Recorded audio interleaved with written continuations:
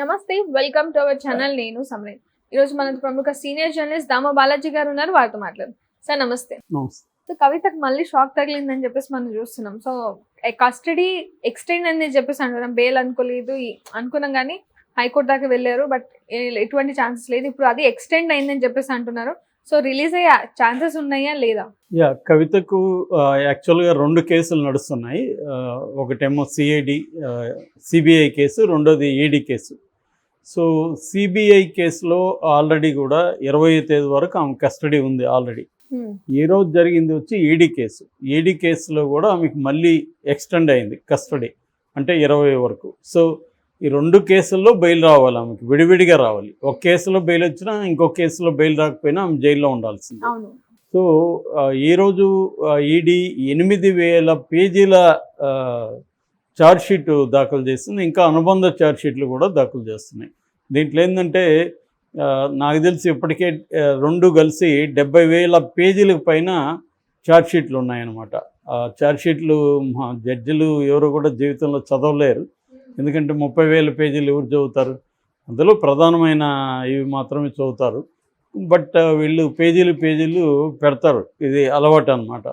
అలాగా ఈడీ ఒక 30 పేజీలు, సిబిఐ ఒక 25,000 పేజీలు, అదొక 30,000 పేజీలు, ఇలాగా 1000 పేజీలు పెట్టారు. ఇప్పుడు ప్రజెంట్ ఈమె కేసులో 8,000 పేజీలు చేసింది. ఇంకా కూడా అనుబంధ ఛార్జ్షీట్ కూడా వేస్తామని చెప్పింది. మామూలుగా ఈడీ కానీ సిబిఐ టెక్నిక్ ఏంటంటే, ఎవరికైనా బెయిల్ రాకూడదు అనుకుంటే వాళ్ళు ఏం చేస్తారంటే అనుబంధ ఛార్జ్షీట్లు వేస్తూనే ఉంటారు. ఇప్పుడు ఇక్కడ మన వివేకానంద రెడ్డి కేసులో కూడా అనుబంధ ఛార్జ్షీట్లు వేస్తూనే ఉన్నారు. ఇంకా ఫైనల్ ఛార్జ్షీట్ వేయలేదు. అంటే వాళ్ళ కేసుని డ్రాగ్ ఆన్ చేయాలనుకుంటే వాళ్ళు ఫాలో అయ్యే టెక్నిక్ ఇదనమాట. మామూలుగా ఇండియాలో ఐపీసీ ప్రకారం, సిఆర్పిసి ప్రకారం క్రిమినల్ జస్టిస్ సిస్టంలో ఏంటంటే 60 నుంచి 90 రోజుల లోపల కానీ ఛార్జ్షీట్ వేయకపోతే డిఫాల్ట్ బెయిల్ ఇవ్వచ్చు అనేది చట్టం ఉంది. కానీ కోర్టులు దాని కింద ఇవ్వకుండా వీళ్ళు ఏం చేస్తుంటారంటే, ఇంకా విచారణ అవసరం ఉంది, ఈ అనుబంధ ఛార్జ్షీట్ వేస్తున్నాం, ఇంకొన్ని విషయాలు తెలియాల్సి ఉంది అని చెప్పి వాళ్ళు టైం తీసుకుంటూ ఉంటారు. ఆ మధ్య కూడా సుప్రీంకోర్టు హేమంత్ సొరేన్ అసిస్టెంట్కి సంబంధించి ఒక కేసులో ఈడీని ప్రశ్నించింది, విసుక్కునింది కూడా. అంటే కొంత ఈడీ మీద ఒక రకమైన విసుగు కూడా ప్రదర్శించింది. అంటే ఏంటి, మీరు అతనికి డిఫాల్ట్ బెయిల్ రానియకుండా చేయడానికి మీరు అనుబంధ ఛార్జ్షీట్లు వేస్తూనే ఉన్నారా అనేది కూడా ఈడీని అడిగింది. సో ఇది రొటీన్గా చేస్తూ ఉంటారు. ఎవరైనా ప్రముఖులు ఉన్నప్పుడు మాత్రమే కనీసం వాళ్ళకి పెద్ద అడ్వకేట్లు ఉంటారు కాబట్టి ప్రశ్నిస్తుంటారు. మామూలు పీపుల్ అయితే అది ప్రశ్నించే స్తోమత కూడా ఉండదు. అందుకనే మనకి 70-80% ఖైదీలు జైళ్ళల్లో వాళ్ళకి శిక్ష పడకుండానే నిర్దోషులు కానీ జైళ్ళల్లో సంవత్సరాల తరబడి కూడా ఉంటారన్నమాట. దీనికి ప్రధాన కారణం ఏంటంటే, కోర్టుల్లో వీళ్ళు తేల్చరు. ఇన్వెస్టిగేటివ్ ఏజెన్సీ తేలిస్తే త్వరగా అవుతాయి. అందుకని కేసులు కూడా మనకి దాదాపు 5 కోట్ల కేసులు పెండింగ్లో ఉన్నాయి. సుప్రీంకోర్టులో 55,000 కేసులు పెండింగ్లో ఉన్నాయి. ఇవన్నీ ఎందుకు ఉన్నాయంటే రకరకాల కారణాలు. అందులో ఒక కారణం, ఇన్వెస్టిగేటివ్ ఏజెన్సీలు త్వరగా చేయరు. వాళ్ళని అడిగితే వాళ్ళ సమస్యలు వాళ్ళు చెప్తారు. మాకు కేసులు ఎక్కువ ఉంది, స్టాఫ్ తక్కువ ఉంది, మేము చేయలేము అనేది వాళ్ళు చెప్తుంటారు. బట్ దీంట్లో రాజకీయ కోణం కూడా ఉంటుంది. ముఖ్యంగా ఇలాంటి వాళ్ళని ఏంటంటే, ఎక్కువ కాలం జైల్లో పెట్టాలంటే రాజకీయ కోణం ఏంటంటే వాళ్ళని బయటికి తీసుకురాకూడదంటే ఛార్జ్షీట్లు వేస్తూ ఉండాలి. సో అలాగా కవితకి రేపటితో 2 నెలలు అవుతుంది. ఎందుకంటే March 15th ఆమెను అరెస్ట్ చేశారు. 10 రోజులు కస్టడీలో పెట్టుకున్నారు. మధ్యలో మళ్ళీ సిబిఐ 3 రోజులు కస్టడీలోకి తీసుకుంది. ఓవరాల్గా ఆమె 2 నెలల నుంచి ఇటు ఇన్వెస్టిగేటివ్ ఏజెన్సీల కస్టడీ కావచ్చు, తిహార్ జైల్లో ఉమెన్ ప్రిజన్ కావచ్చు, మొత్తానికి ఆమె అక్కడే ఉంది. అయితే ఇప్పుడు బెయిల్ వచ్చే అవకాశం ఉందంటే, ఆల్రెడీ రౌస్ అవెన్యూ కోర్టులో బెయిల్ రిజెక్ట్ అయింది. ఇప్పుడు హైకోర్టుకి వెళ్తున్నారు. హైకోర్టులో ఖచ్చితంగా రిజెక్ట్ అవుతుంది. ఎందుకంటే పిఎంఎల్ఏ చట్టం, నేను ఆల్రెడీ చాలాసార్లు చెప్పాను, పిఎంఎల్ఏ చట్టం అనేది వెరీ రిగరస్గా ఉంటుంది. అందులో ట్విన్ కండిషన్స్ మీట్ అవ్వాలి. అంటే ముద్దాయి నేరం చేయలేదని జడ్జి నమ్మితే కానీ బెయిల్ ఇవ్వలేని పరిస్థితి. సో రెండోది ఏంటంటే, ప్రాసిక్యూషన్ గట్టిగా అపోజ్ చేసే హక్కు ఉంటుంది. ఎంతసేపు అయినా ప్రాసిక్యూషన్ ఆర్గ్యూ చేయొచ్చు. కాబట్టి ఇటువంటి కండిషన్స్ ఉన్నాయి కాబట్టి ఈమెకు బెయిల్ వచ్చే అవకాశం లేదు. అయితే చాలామంది ఏమంటున్నారంటే, కేజ్రీవాల్కి బెయిల్ వచ్చింది కదా, మరి కవితకి ఎందుకు రాదు అని. నిజానికి కేజ్రీవాల్కి ఒక అసాధారణమైన పరిస్థితులు ఇచ్చారు. బట్ అసాధారణమని సుప్రీంకోర్టు ఒప్పుకోవట్లేదు. ఇది సాధారణమే. ఇలాగా మధ్యంతర బెయిల్ ఇవ్వడం అనేది కామన్ అని సుప్రీంకోర్టు అనేక తీర్పుల్ని కూడా గతంలో ఇచ్చిన తీర్పుల్ని ఉల్లంఘించింది, పేర్కొనింది. కాబట్టి సుప్రీంకోర్టు ప్రధానంగా కేజ్రీవాల్కి ఎందుకు ఇచ్చిందంటే ఈ 2022లో ఈ ఈసీఐఆర్ అంటారు వాళ్ళు, ఈడీ పెట్టే ఎఫ్ఐఆర్ని ఈసీఆర్ పెట్టి 2020 1.5 year అయింది. 1.5 year మీరు ఎందుకు అరెస్ట్ చేయలేకపోయారు? So that is one thing. Second thing, ఆయన్ని 9 సార్లు పిలిచినా కూడా ఆయన విచారణకు రాలేదంటే అది నెగిటివ్ పాయింట్ అని కూడా కోర్టు అనింది. ఆయన విచారణకు వచ్చి ఉండాలి, రాలేదు.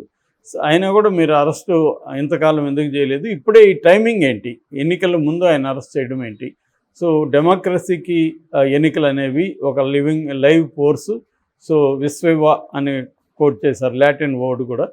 సో అటువంటి లైవ్ ఫోర్స్కి ఒక నేషనల్ పార్టీ అధ్యక్షుడిని జైల్లో పెట్టి ఆ పార్టీ విన్నింగ్ అవకాశాలను దెబ్బతీయడం కరెక్ట్ కాదు అని చెప్పి ఎన్నికల ముందు వరకు ఇది ఇస్తున్నట్టుగా, బెయిల్ ఇస్తున్నట్టుగా చెప్పారనమాట. ఎన్నికలు మే 25 ఉన్నాయి. రిజల్ట్కి ముందు జూన్ 1 వరకు ఆయనకి బెయిల్ ఉంటుంది. జూన్ 2న ఆయన సరెండర్ అవ్వాలి. సో అందువల్ల ప్రత్యేకంగా ఇచ్చారు. అయితే ఇదే కారణాలతో హేమంత్ సోరెన్ కూడా పిటిషన్ వేశాడు సుప్రీంకోర్టులో. ఆయన తరఫున కపిల్ సిబాల్ ఆర్గ్యూ చేస్తున్నాడు. సో హేమంత్ సోరెన్ కూడా నాకు కూడా ఎన్నికలు ఉన్నాయి, నాకు కూడా ఇవ్వండి అని అడిగారు. బట్ అది ఇంకా సాధ్యం కాలేదు. 17కి పోస్ట్పోన్ చేశారు. సో 17 ఏమన్నా ఆయనకి ఇస్తే ఆయన కూడా ఎన్నికల్లో పార్టిసిపేట్ చేసే అవకాశం ఉంది. బట్ ఇస్తారా అనేది డౌట్ఫుల్గా ఉంది. ఎందుకంటే ఈడీ గట్టిగా ఆర్గ్యూ చేసే అవకాశం ఉంది. ఎందుకంటే ఇదే సూత్రాలు అక్కడ వర్తించు. ఇక్కడ ఏంటంటే కేజ్రీవాల్ కేసులో బెయిల్కి కేజ్రీవాల్ అప్లై చేయలేదు, ఓన్లీ అరెస్టును ఛాలెంజ్ చేశాడు. ఆయనేమో బెయిల్ అడుగుతున్నాడు హేమంత్ సోరెన్. బెయిల్ అడిగితే కండిషన్ వేరు ఉంటుంది, అరెస్ట్ అయితే కండిషన్ వేరు ఉంటుంది. నేను ఆల్రెడీ చెప్పాను, అరెస్ట్ అయితే కండిషన్ ఏంటంటే burden of the proof investigative ఏజెన్సీల మీద ఉంటుంది. అంటే ఇన్వెస్టిగేటివ్ ఏజెన్సీలు ఈ ముద్దాయి నేరం చేశాడని నిరూపించాల్సి ఉంటుంది. బెయిల్ అనుకో, నేను నేరం చేయలేదని నిరూపించుకోవాల్సిన ఆవశ్యకత ముద్దాయి మీద ఉంటుంది. బర్డన్ ఆఫ్ ద ప్రూఫ్ ముద్దాయి మీద ఉంటుంది ఎప్పుడు బెయిల్కి అప్లై చేసినప్పుడు. సో ఆ రకంగా హేమంత్ సోరెన్ ఇప్పుడు బెయిల్కి అప్లై చేశాడు కాబట్టి పిఎంఎల్ఏ చట్టం ప్రకారం సెక్షన్ 19 ఏమో అరెస్ట్ గురించి చెప్తుంది. సెక్షన్ 45 ప్రకారం హేమంత్ సోరెన్ తాను నేరం చేయలేదని నమ్మించాలి జడ్జిని. అది పెద్ద వ్యవహారం అవుతుంది. పబ్లిక్ ప్రాసిక్యూటర్ కూడా చాలా స్ట్రాంగ్గా అపోజ్ చేస్తారు. కాబట్టి హేమంత్ సోరెన్కి బెయిల్ రావడం అనేది very very difficult thing. So ఒకవేళ హేమంత్ సోరెన్కి కూడా వస్తే అప్పుడు కొంత కవితకు కూడా ఛాన్స్ ఉండే అవకాశం ఉంది. ఎందుకంటే ఈడీ కేసుల్లో ఇట్లా మధ్యంతర బెయిల్ ఇవ్వడం మొదలు పెడితే సుప్రీంకోర్టు, ఇంకా దీంట్లో చాలామంది కూడా వచ్చే అవకాశం ఉంది. ఇదొక అప్పుడే అన్నారు, కేజ్రీవాల్కి బెయిల్ ఇస్తే ఇది ఒక ప్రెసిడెంట్గా మారే అవకాశం ఉంది, ఆయన ఇదే బెయిల్ని మాకు కూడా ఇవ్వండి అని అనేక మంది అడిగే అవకాశం ఉందనేది అప్పుడు చెప్పారనమాట. సో ఆ రకంగా తీసుకున్నప్పుడు కవిత కూడా అడిగే అవకాశం ఉంది. కానీ ఫస్ట్ అయితే కవిత ఇప్పుడు బెయిల్కి వేసింది కాబట్టి సుప్రీంకోర్టుకి డైరెక్ట్గా వెళ్ళే అవకాశం లేదు. సుప్రీంకోర్టుకి డైరెక్ట్గా వెళ్తే ట్రయల్ కోర్టులో పోయి ట్రై చేసుకుంటారు. సో లేదు, ట్రయల్ కోర్టు అయిపోయింది కాబట్టి హైకోర్టుకి వెళ్ళమంటారు. డైరెక్ట్గా సుప్రీంకోర్టు బెయిల్ని పిటిషన్ని యాక్సెప్ట్ చేసే పరిస్థితి కూడా ఉండదన్నమాట. అరెస్ట్ ఛాలెంజ్ కాబట్టి అది యాక్సెప్ట్ చేసింది. అందుకని ఇప్పుడు వీళ్ళు పద్ధతి ప్రకారం వెళ్ళాలి, కింద నుంచి rows avenue court, high court, supreme court అలా వెళ్ళాలి. ఇప్పుడు ఒకటి అయిపోయింది, రౌస్ అవెన్యూ కోర్టు, హైకోర్టుకి వెళ్ళింది. హైకోర్టులో తేలితే ఈమెకు బెయిల్ వస్తుంది, లేదంటే మళ్ళీ ఈమె సుప్రీంకోర్టుకి వెళ్తుంది. నాకు తెలిసి ఈమెకైతే ఇప్పుడు బెయిల్ వచ్చే అవకాశం లేదు. నేను చాలాసార్లు చెప్పాను కూడా అది. ఒకే ఒక కండిషన్ ఏంటంటే ఆమె పిఎంఎల్ఏ కింద ఉమెన్ ప్లస్ ఆమెకు మహిళలకు ఉండే కొన్ని సమస్యలు ఉన్నాయని కూడా ఆమె చెప్తుంది కోర్టుకి. అదేమన్నా కోర్టు కన్విన్స్ అయితే ఇచ్చే అవకాశం ఉంది. బట్ జనరల్గా అయితే ఇచ్చే అవకాశం లేదు.